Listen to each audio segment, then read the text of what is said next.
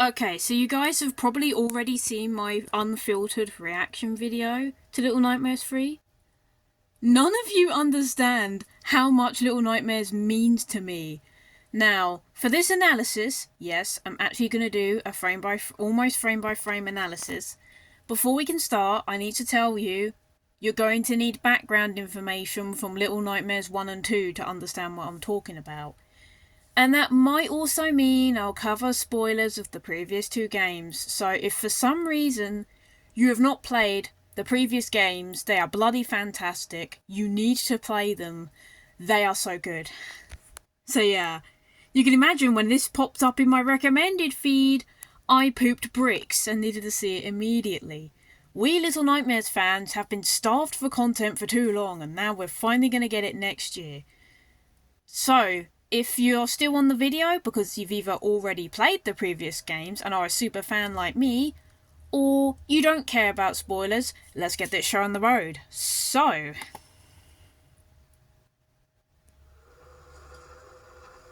we begin with this shot. So it looks like, I don't think you can see it as well. We got our new character here, which looks like a boy climbing a wall. And you can see already, this looks like an absolute hellscape. If you've played the previous two games, then you'd know the more from Little Nightmares 1. It was like a giant submarine you were inside. And in the second game, you were in a kind of dystopian city, the Pale City.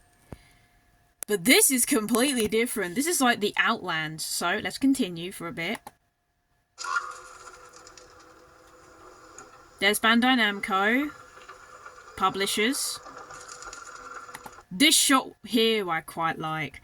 So we get a closer look at our new boy character who's got an awesome plague mask. Again, my computer's a bit bright, so you might not be able to see all of it. Okay, zooming out didn't fix anything. So you can see it's very, like, this new world is very, very broken up. Very makeshift. Cool scenery as per usual. This is a cool shot. I like this shot. So it looks like we're in some kind of desert. There's probably some dead people here, some suitcases. Little Nightmares 1 fans will know. Oh yeah, we know suitcases. And you can see him walking here as well. So, suitcases, they mean something because you played a 6 in the first game, who's a little girl, and she woke up from a suitcase. So there's a bit of imagery there. Let's continue. Supermassive games. Now, if you're not in the Little Nightmares community, you're probably wondering, what does this mean? Well, let me give you a quick story. So the previous two games were made... Bandai Namco were the publishers. Tarsier Studios originally made the first two games. They left after the second game came out and Supermassive took the mantle. And so far, they have proven they know what they're doing. So, quick little story. Let's continue. So then we get this new character. So we got the boy who trips over a floorboard, and there's a new girl character who looks very cool. So I've noticed in general, the aesthetics look very, like, dystopian, like I've already mentioned. And if you're an eagle-eyed viewer and you've looked at the kids' heights, this could just be a placebo, this could just be me, but they look taller than Mona and Six, so they might be tween age. She helps him up. We get a closer look. Now this is interesting. This is interesting. In the previous trailers, as well as in the games, they've always alluded to something. The first game was the lady. The second game was the door that housed the Thin Man. This looks like it's focusing on mirrors. Now, if you've played the first Little Nightmares, you would know the lady doesn't like mirrors. She doesn't, and we weaponized a handheld mirror to kill her. What do I think this means? This might be a stretch, because this is only the teaser trailer. This is only the teaser. I think 6 is going to be the final boss. All the stuff she's done, turning back on Mono, who you played as in the second game, is going to bite her in the back. These new kids, they're going to weaponize mirrors, and they're going to kill her. closer look at them. They look very cool. Now that was interesting. Hang on, let's go back a bit. That's interesting. They've got like little handheld umbrellas made of feathers. So that's interesting. Maybe we'll get this item later in the journey. More puzzles. These look like the guests. If you look here, these look like the guests from Little Nightmares 1. Dear God, that section was weird and gross and very tense. But maybe this is where the guests come from. Anyway, you can see them crouching. They've got the usual crouch animation. Yeah, you get a better look at them. So he's got some cool hair. She's got some hair as well. She's got a wrench on her back as well. That's what I've noticed. So in Little Nightmares 2 introduced mild combat. Whereas Mono, with certain objects, you can kill certain enemies or break certain things. Maybe she has it on her at all times. Now, I don't know if this will be 2-player, because the previous wasn't. You had an AI partner. Maybe in this game, you'll get an option. You can either have an AI partner, and maybe you can switch between the characters, which was not something you could do in the previous game. Or you can play through the campaign 2-player. Think about that. Alright, let's continue.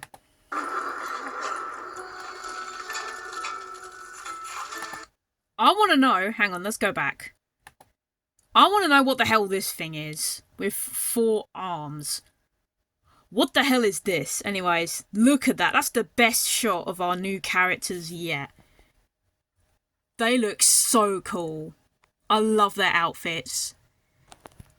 I'm just saying, Mono and Six, move along. We've got new kids. So yeah, I'm not sure what this thing is. But I'm sure we'll find out. Play. There we go. This is interesting as well. So it looks like we're going to have environmental mechanics again as well. Yeah, look. You can see she's got it carried over her. So it does look like she's going to have a weapon at all times. Or maybe she'll solve puzzles with it as well. You can see these little bugs are on the floor. And he picked up the light. And they've scattered away. So I wonder what kind of death animations we'll get. Also from the previous 2 games, if you'd know. Pretty brutal, the death animation, so I want to see how brutal they'll get. Got some cogs. Got a little wagon they run out of. This is the most interesting. So, if you played Little Nightmares 2, you would know that the protagonist, Mono, he could go through TVs. This is what I didn't notice in my unfiltered reaction. It looks like this new guy, he can go through mirrors like Mono could TVs. Again, it's linking into the mirror theme. So yeah, look. Oh, that's cute. It looks like he's got a little friendship band. I like that. There's the mirror again. This thing. Now, if you got the special edition of Little Nightmares 2, which I did, in the art book, you may have seen a giant baby. It looks like they've reused this idea for the new game, which I think's very cool. And then we get some close-up shots. Jesus Christ. There you go, they just went through the mirror.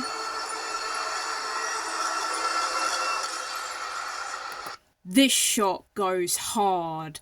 Them on the little desk and lots of nuts and bolts falling. And then we get the title. Little Nightmares. And you get the little characters. 3. And there you have it. The release date. 2024 with the mirror eerily in the background, like how the TV was when Little Nightmares 2 was still in development. Oh my god, this is very, very exciting. So, yeah. Supermassive Games, you've already proven to me that you're competent and you're very good. And you've replicated the previous game style perfectly. You know damn well I'm going to play this on the channel. You know it. And yes, I know, I still haven't played Bramble yet. I am so sorry it's taken this long to get another episode.